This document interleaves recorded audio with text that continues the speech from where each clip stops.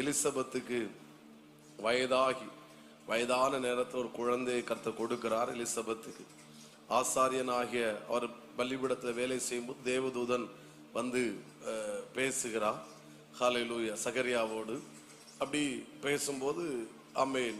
அதுக்கப்புறம் அவங்க கன்சீவ் ஆகுறாங்க.